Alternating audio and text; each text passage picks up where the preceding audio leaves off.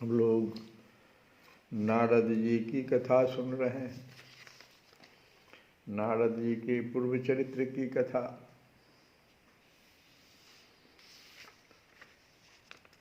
तो एक सूत्र आता है, वो सूत्र क्या आता है पूरी कथा में? वैसे तो 2-3 बातें सूत्र रूप में समझने लायक है। पहली बात कि नारद जी कह रहे हैं कि मैं दासी का पुत्र था और भगवान का इतना प्रिय हो गया कि मैं दासी के पुत्र से एक के बार उठा तो ब्रह्मा जी का पुत्र बन गया। इतना बड़ा छलांग एक बार, दासी का पुत्र, और एक छलांग में ही मैं ब्रह्मा का पुत्र हो गया। तो ये सूत्र समझाता है कि कोई भी मनुष्य जो है यह न समझे कि भगवान मुझे प्राप्त नहीं हो सकते हैं। सबसे बड़ा संकेत जो है एक तो ये है। और हम लोग यह भी जानते हैं कि भगवान का, लेकिन हुआ कैसे? ये हुआ कि वो जो दासी थी वो ऐडे गैडे या किसी दूसरे ऐसे घर में नहीं सेवा शुश्रूषा अपना देती थी। वो एक ब्रह्मनिष्ठ ब्राह्मण के घर, जहाँ की चातुर्मास में बड़े बड़े संत आया करते थे, उनके घर में सेवा करती थी। यह भी बड़ा समझने योग्य चीज है। सत्संगति जो है, इसकी महिमा पूरे रामचरितमानस में भी है और गीता में भी है और श्रीमद् भागवत में भी है। उदाहरण के रूप में तो नारद जी स्वयं है। तो सत्संगति का प्रभाव हुआ। और कैसे कैसे ये हुआ, तो इससे पहले एक चीज और समझ लें हम कि दासी का पुत्र जब ब्रह्मा का पुत्र हो सकता है तो भगवान का पुत्र भी राक्षस हो सकता है। उदाहरण है, इसी श्रीमद्भागवत में उदाहरण है कि भगवान बराह का ही पुत्र भौमासुर था। जब पृथ्वी का उद्धार करने आए तो उनका ही पुत्र भौमासुर हुआ, असुर हो गया, जिसको कि भगवान कृष्णावतार में उसको अपने धाम पहुंचाए। तो भगवान का पुत्र आप हो करके भी असुर हो सकते हैं।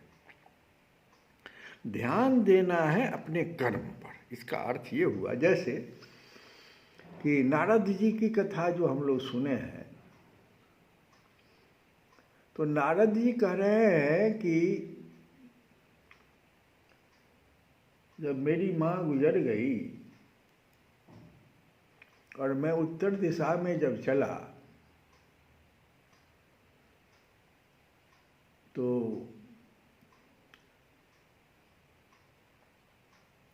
उस समय में नारद जी का एक शब्द बड़ा सुंदर है कि कहते हैं कि मुझ पर भगवान की बहुत अनुकंपा हुई। ये बात थोड़ा सा अटपटी लग रही है। माँ की मृत्यु है, एक ही माँ जिसके जीवन में अवस्था भी उनकी कोई बहुत बड़ी नहीं थी,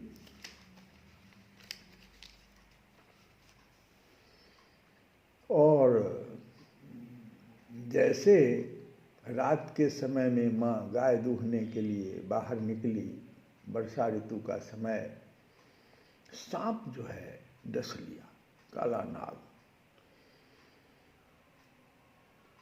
तो नारद जी वहाँ पर एक शब्द कहते हैं कि मैंने समझा, माँ का देहांत जो हो गया तो मैंने समझा, नारद जी का ये वचन है कि भक्तों का मंगल चाहने वाले भगवान का यह भी एक अनुग्रह ही है। अनुग्रह शब्द कह रहे हैं यहां भी एक संकेत आता है, कुंती का संकेत। भगवान से कहती है कुंती कि हमारे ऊपर जितनी विपत्ति आवे ताकि मैं तुमको न भुला पाऊं, यही अनुग्रह है कि आप अगर महान दुख के समय भी भगवान को कह रहे हैं कि ये तो मेरा अनुग्रह है, मेरे ऊपर आपका अनुग्रह है। इसका मतलब कि जो आपने चातुर्मास में कथा सुनी थी, भले आप बच्चे थे, लेकिन जो आत्मज्ञानी उन संतों ने आपको प्रेमा भक्ति का जो दान किया था, जो मंत्र दे दिया था, उसके ध्यान का विधि भी बता दिया था जाते वक्त उन संतों ने, वो आपको ठीक से आपके भीतर उसका स्थापना हो गया और आप की परीक्षा हुई कि विपत्ति के समय अब ये मंत्र आपका काम कर रहा है कि नहीं। तो आप कह रहे हैं अनुग्रह हुआ मेरे ऊपर। ये दूसरा सूत्र जो बहुत सुंदर बात है, और इसी का उदाहरण हम फिर कुंती में भी दिए। कहाँ से कुंती को इस प्रकार का ये आया कि विपत्ति ही मांगना चाहिए? नारद जी के ही सूत्र से आया होगा। तो नारद जी उत्तर दिशा की ओर चल पड़े और एक कहते हैं कि एक पीपल के वृक्ष के नीचे बैठ गए। जो विधि बताया गया था, जो मंत्र था, वही कर रहे थे। तो यहाँ पर जो ये कल्प वृक्ष है, पीपल का वृक्ष, ये देखो किस प्रकार से काम करता है। कल्प वृक्ष है वो।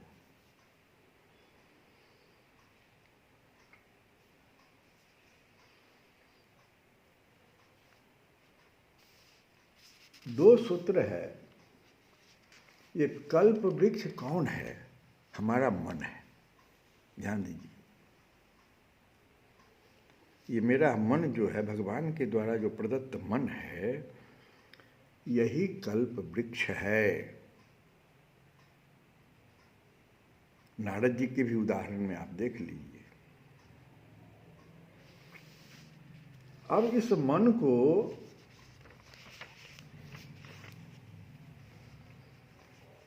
क्या चीज आप लेना चाहते हैं? भगवान तो कहते हैं गीता में कि बुद्धि ज्ञानम, हम इस श्लोक को हमारे पिछले कथा में है, जो 16 विभूतियां हैं भगवान की, जिसमें पहला कहते हैं बुद्धि, दूसरा ज्ञानम। तो बुद्धि का तात्पर्य वहाँ पर क्या है? ये 16 विभूति भगवान के हैं और भक्त को वो प्रदान करते हैं। तो बुद्धि का यहाँ पर तात्पर्य है निश्चय करने की शक्ति। इसको बुद्धि कहते हैं। परिस्थितियों का विश्लेषण करने की क्षमता। जैसे नारद जी का जो परिस्थिति आया, माँ को सर्प काट लिया है और कह रहे हैं नारद जी, ये भगवान का अनुग्रह है मेरे ऊपर। कुंती के सारे पुत्र वहाँ पर जो है सो परेशान हैं। एक पुत्र की तो जो कर्ण थे, उनकी तो हत्या भी हो गई थी। लेकिन कुंती माँ कह रही है कि मुझे तो विपत्ति पर विपत्ति दीजिए आप, ताकि मैं भूलूं नहीं आपको। ये अनुग्रह।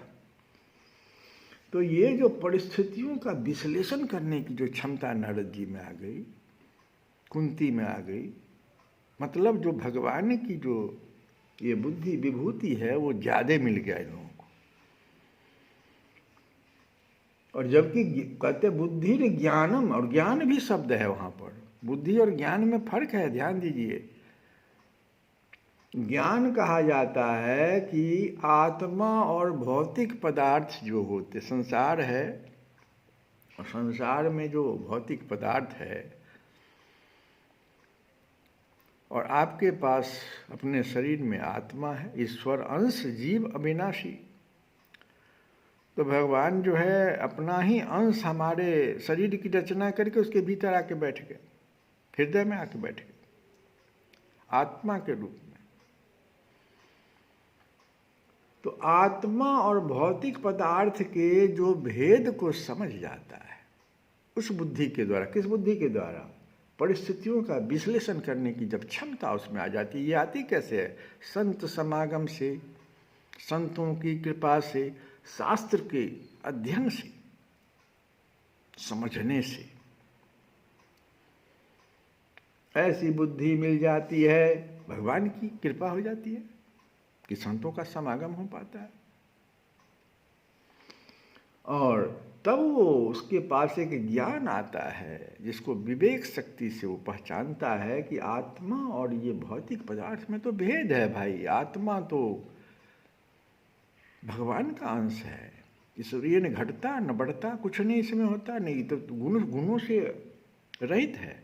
जबकि संसार जो है तो घटता बढ़ता। आज जो हम देखे संसार में, आज मेरा पुत्र देखे, छोटा सा बच्चा, कल तो ये 10 वर्ष का हो गया, फिर मृत्यु को भी प्राप्त कर गया। सब हम देखते रहते हैं, ये तो नाशवान है। तो इन दोनों के बीच जो भेद है उसको जानने की जो विवेक शक्ति है उसको ज्ञान कहते हैं। और ये सब भगवान की विभूति है जो किसी किसी को जो अपने ये जो कल्प वृक्ष की चर्चा हम किए, जो मन है, प्रत्येक व्यक्ति के पास मन है। देखो ध्यान दो, अब मन ही कल्प वृक्ष है।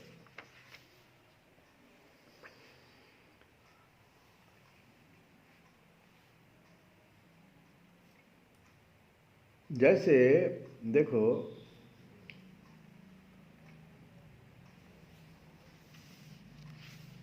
विद्युत ऊर्जा जो है वो कहाँ से आता है? कोई विद्युत घर से आता है।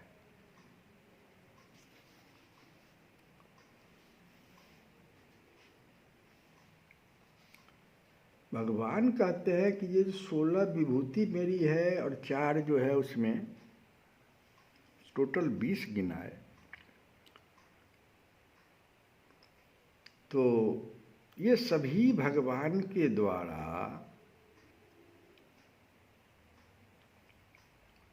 निश्चित की गई स्वीकृति के अनुसार प्रकट होती है। बड़ा समझने की बात है। जैसे अपयश भी उसमें बताया भगवान, 4 गो उसमें ऐसा चीज है। जैसे अपयश को विभूति तो नहीं हम कहेंगे। अपयश क्या है? दुर्गुणों और बुरे कार्यों में संलिप्त होने के कारण मिलने वाला अपयश। भगवान जो बुद्धि, ज्ञानम, दम, सम, भव, अभाव, भय, अहिंसा, तो इसमें तो अपयश भी कह रहा है, भय भी कह रहा है।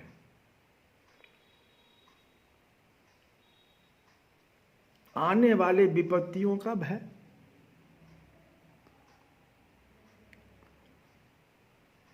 यश भी कह रहे हैं। यश तो वो हुआ जो सद्गुणों से युक्त होने के कारण, हमारा ये मन जो है हमको सद्गुण की अच्छे अच्छे कार्य की तरफ प्रेरित कर रहा है, शास्त्र की तरफ प्रेरित कर रहा है, भगवान की कथा की तरफ प्रेरित कर रहा है।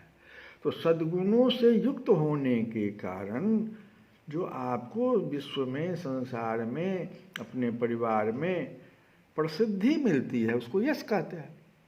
ये भी तो फिर आप ही का कमाई हो गया। और अपयश हो गया कि दुर्गुण आपने पाल लिया, बुरे कार्य में आप संलग्न हो गए, और उसके कारण जो मिलने वाला हमको अपयश है, फिर भी तो आप ही के द्वारा हो रहा है। तो आपका जो मन भीतर है, मैंने कहने का मतलब भगवान के, कुछ लोग कहते हैं कि सब कुछ तो भगवान ही देते हैं, तो फिर जो है सो मैं क्या करूं? नहीं, गलत है। भगवान तो विद्युत गृह की तरह है, विद्युत ऊर्जा चलती है और घर में जिस प्रकार का जो उपकरण होता है, कुछ उपकरण जो है ताप पैदा कर देता है उसी ऊर्जा से, कुछ उपकरण जो है सो प्रकाश पैदा कर देता है। वही तो ऊर्जा तो ही है, ऊर्जा में तो अंतर। और वह विद्युत ऊर्जा आ कहाँ से रहा है? तो विद्युत गृह से आ रहा, मतलब भगवान से। विद्युत गृह भगवान हो गए। आत्मा जो हो गया वो आप जो धारण किए हुए हैं, और उसके साथ जो मन की जो वृत्ति है वो किस प्रकार से उस ऊर्जा का उपयोग कर रही है, दुर्गुण में कर रही है, अपयश की ओर लेते चली जा रही है, भय पैदा कर रही है। और ज्ञान भी तो दे सकती है, वो बुद्धि भी तो दे सकती है। तो नकारात्मक जो के ओर जो हमारा मन जो ले जाता है, नकारात्मक सोच की ओर। देखो, हर व्यक्ति विचार से चलता है। मन को क्यों कल्प वृक्ष कहा गया, इस पर ध्यान देने की बात है। मन जो है विचार पैदा करता है। नकारात्मक विचार अगर आया तो बुरे गुण की तरफ हमको लेके चला जाएगा। और जब हमारे पास सकारात्मक विचार आवेंगे तो हमको कथा की ओर ले जाएगा, सत्संग की ओर ले जाएगा। दासी हमको होना है तो हम ऐसे ब्राह्मणिष्ठ के यहाँ दासी बनेंगे, सेवा करेंगे जहाँ हमको कुछ सत्संग मिलेगा, कुछ पड़ी हुई नहीं थी।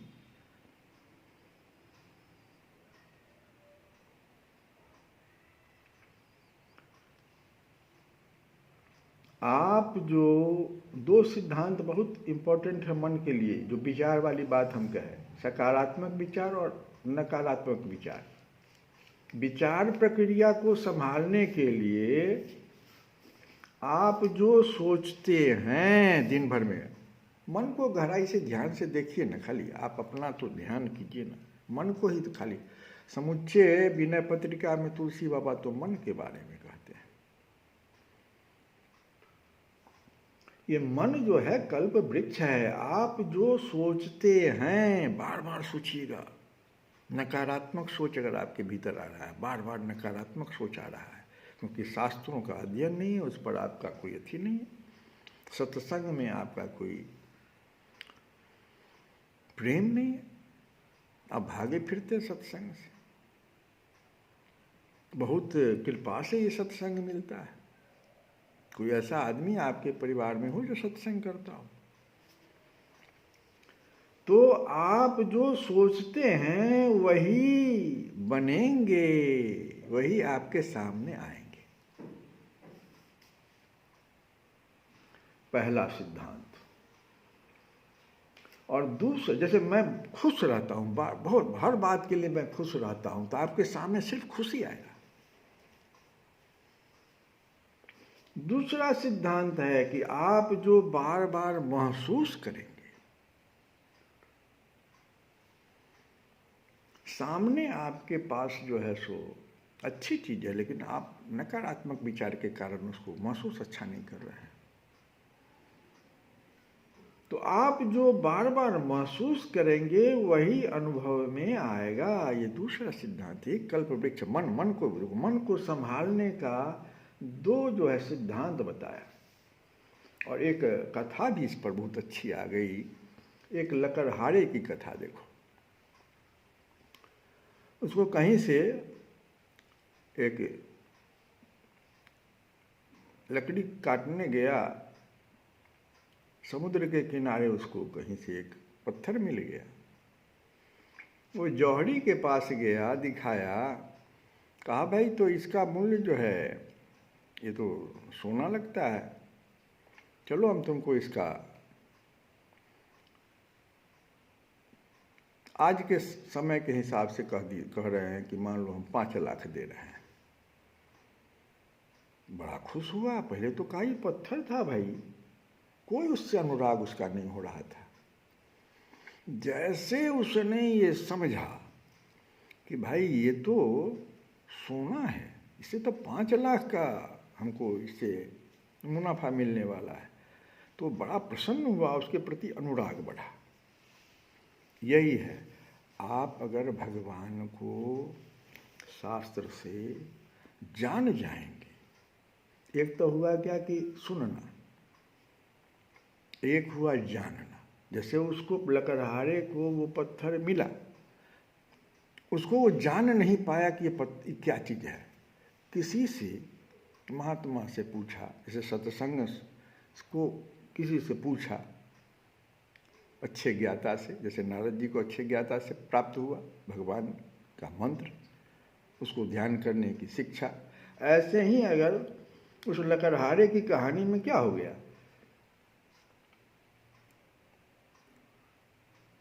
उसको जब वो जाना तो फिर उससे ऊपर वाले के पास गया और वहाँ जाकर के जब पूछा तो कहा कर ये तो हीरा है, इसका मूल्य तो करोड़ों में हो सकता है। तो कैसे? वो तो 5 लाख करा था। नहीं भाई, हम 75 लाख तुमको देने के लिए तैयार है। अब तो उसको और संभाल के रख ले। ये है भगवान को जानना। और दूसरी बात जो लकड़हारे की ही कथा में है कि वो कल्प वृक्ष के नीचे जब थक के बैठ गया, ये दूसरी कथा है। 2 बातें हम कहना चाहते हैं। एक तो कि आप जो है जो सोचते हैं वही होता है। इसमें इसका ये कथा है कि वो जो है लकड़हारा थक के जब बैठ गया एक पीपल वृक्ष के नीचे, तो जो सोचता था वही उसके सामने आ जाता था। तो बड़ा खुश हुआ वो, लेकिन अंत में वो सोच लिया, बहुत बात अच्छा सोचा, सब कुछ उसको प्राप्त होता चला गया, और अंत में क्या सोच लिया कि भाई ऐसा ना हो कि जंगल है, इसमें कोई बाघ आ जाए और ये मुझे मार दे। और वास्तव में बाघ आया और उसको खा गया। मन को संभालना बहुत जरूरी है और भगवान को जानना बहुत जरूरी है। ये सब नारद जी की कथा में हम बता रहे हैं, सूत्र से बता रहे हैं, कहीं बाहर नहीं हम चले गए, कथा से बाहर नहीं जा रहे हैं। प्रेम हर व्यक्ति के भीतर विद्यमान है, मन भी आपके पास है, और प्रेम भी हर व्यक्ति के भीतर विद्यमान है। अंतर इतना ही है कि कोई संतों से प्रेम करता है, जैसे नारद जी की माँ और नारद जी, और कोई तन से प्रेम करता है, कोई संसार से प्रेम करने लगता है, भौतिक पदार्थों से प्रेम करने लगता है। लेकिन वही प्रेम अगर भगवान से करने लगे तो गोस्वामी तुलसीदास कहते हैं कि हे मन सुनो कामी नारी प्यारी जिमी, कामी नारी प्यारी जिमी, लोभी प्रिय जिमिदाम, तिमि रघुनाथ निरंतर, प्रिय लागहु मोहि राम, प्रिय लागहु मोहि राम। निरंतर, निरंतर होना चाहिए प्रेम भगवान से। किस प्रकार से? तो जैसे 2 जो ऊपर बताए, लोभी और कामी नारी, नारी और लोभी का जो है धन के साथ, लोभी लोभी प्रिय जिमी दाम, और कामी के लिए नारी जैसे, उस प्रकार उसमें देखो निरंतरता होती है। उस लोभी का धन के प्रति निरंतर उसके प्रति आकर्षण है, ऐसा नहीं कि आज हुआ कल नहीं है। और ऐसे ही नाड़ी वाला जो केस है उसमें निरंतरता है, वैसे निरंतर शब्द लगा दिया तुलसी बाबा ने। ऐसे अगर भगवान से आपका निरंतर प्रेम हो जाए तब फिर तो आपका क्या कहना। नारद जी आप भी हो सकते हैं, दासी पुत्र से ब्रह्मा का पुत्र बन सकते हैं, जो कमाई इस जन्म में। और सनातन धर्म एक चीज़ और है, कहता है कि भाई ये बहुत ही धीरे धीरे उत्थान की ओर ले जाने वाला है। इस जन्म में आप यहाँ तक आए, फिर मिटने वाला नहीं, इससे आगे मिलेगा। आप करते चलिए, कमाई करते चलिए, गीता में भगवान कह रहे हैं। तो हम लोग नारद जी की कथा जो सुन रहे थे उसको थोड़ा सा और बढ़ा देते हैं। कह रहे हैं नारद जी, जो जब मेरा चलते चलते शरीर और इंद्रियां शिथिल हो गई, या मुझे बड़े जोर की प्यास लगी, तो नदी के किनारे एक पीपल के नीचे आसन लगाकर बैठ गया।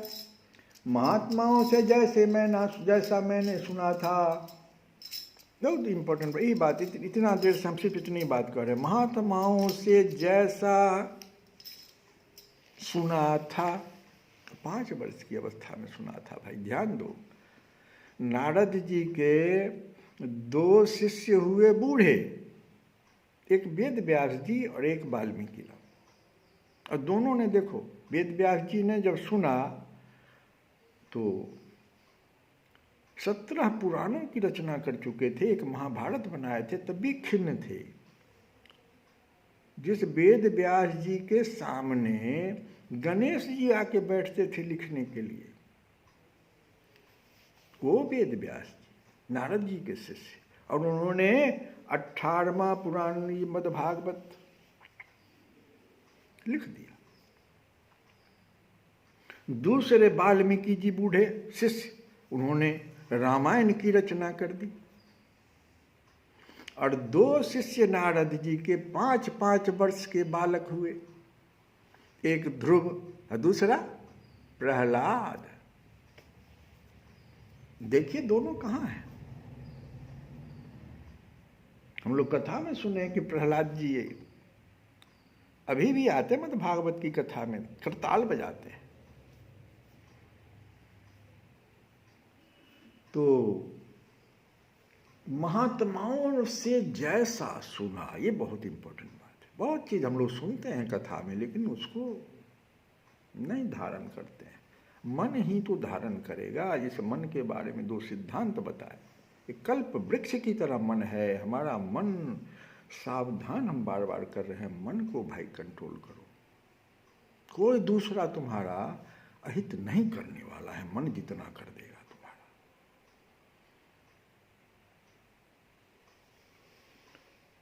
तो महात्माओं से जैसे मैंने सुना था, हृदय में रहने वाले परमात्मा के उसी स्वरूप का मैं मन ही मन ध्यान करने लगा। और भक्ति भाव से जब नेत्रों से आंसू छलछला आए तो भगवान धीरे धीरे हृदय में प्रकट हो गए। यहाँ तक हम लोग सुने थे। तो व्यास जी कहते हैं, नारद जी की, व्यास जी सुनिए, उस समय प्रेम भाव के अत्यंत उद्रेक के से मेरा रोम रोम पुलकित हो उठा, हृदय अत्यंत शांत और शीतल हो गया। उस आनंद की बाढ़ में मैं ऐसा डूब गया कि मुझे अपना और ध्येय वस्तु का तनिक भी भान न रहा। भगवान का वह अनिवर्चनीय रूप समस्त शोकों का नाश करने वाला, जो भगवान का वो रूप था, वो समस्त शोकों का नाश करने वाला, अनिवर्चनीय, जिसका वचन से तो हम वर्णन नहीं कर सकते, वो रूप जो था। और मन के लिए तो अत्यंत लुभावना था। ये मन मेरा इतना चीज़ों में लुभावना, उसका कहो लोभ में फंसा। लेकिन ऐसा लोभ तो भगवान का जो रूप देखा तो अत्यंत लुभावना वो रूप था। सहसा उसे न देख, भगवान तो तुरंत ध्यान हो गए। तो सहसा उस रूप को फिर से मैंने जब नहीं देखा तो मैं बहुत ही विकल हो गया। और इतना विकल हो गया, अनमना सा होकर आसन से उठ खड़ा हुआ। है मैंने उस स्वरूप का दर्शन फिर करना चाहा, किंतु मन को हृदय में समाहित करके बार बार दर्शन की चेष्टा करने पर भी मैं उसे नहीं देख सका। मैं अतृप्त के समान आतुर हो गया और इस प्रकार निर्जन वन में मुझे प्रयत्न करते देख तब भगवान स्वयं जो ऊपर से आकाशवाणी हुई, तो वाणी के विषय जो नहीं है, भगवान ने बड़ी गंभीर, मैंने भगवान क्या किस वाणी से बोले वो वाणी का विषय नहीं है, लेकिन कह रहे हैं कि बड़ी गंभीर और मधुर वाणी से मेरे शोक को शांत करते हुए क्या कहा, इसको हम लोग कल की कथा में ही सुनेंगे। श्री कृष्ण गोविंद हरे मुरारे नाथ नारायण वासुदेव।